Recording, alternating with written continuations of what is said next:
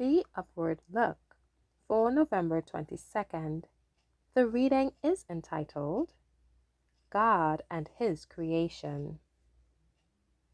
By the word of the Lord were the heavens made, and all the host of them by the breath of his mouth. For he spake, and it was done. He commanded, and it stood fast. Psalm 33, verses 6 through 9. We need more to be shut in the audience with God. There is need of guarding our own thoughts. We are surely living amid the perils of the last days. We must walk before God meekly, with deep humility, for it is only such that will be exalted. Oh, how little man can comprehend the perfection of God, his omnipresence united with his almighty power. A human artist receives his intelligence from God. He can only fashion his work in any line to perfection from materials already prepared for his work.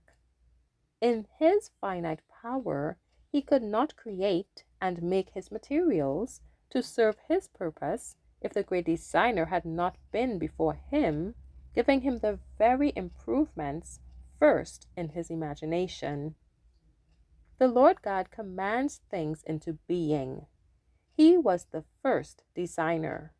He is not dependent on man, but graciously invites man's attention and cooperates with him in progressive and higher designs. Then man takes all the glory to himself and is extolled by his fellow men as a very remarkable genius. He looks no higher than man.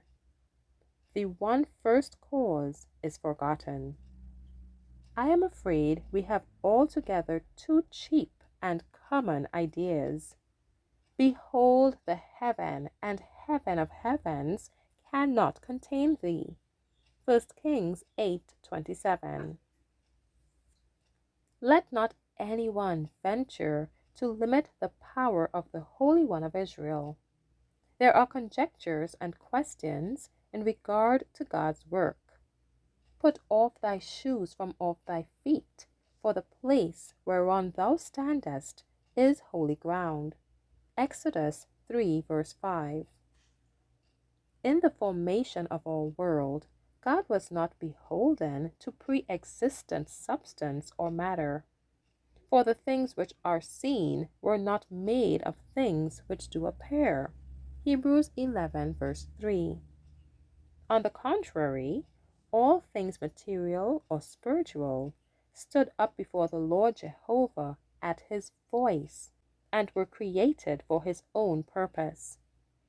The heavens and all the host of them, the earth and all things that are therein, are not only the work of his hand, they came into existence by the breath of his mouth. The Lord had given evidence that by his power he could, in one short hour, dissolve the whole frame of nature. He can turn things upside down and destroy the things that man has built up in his most firm and substantial manner. In fires, in floods, in earthquakes, in the fury of the great deep, in calamities by sea and by land, the warning is given that God's Spirit will not always strive with men. Prepare to meet thy God in peace.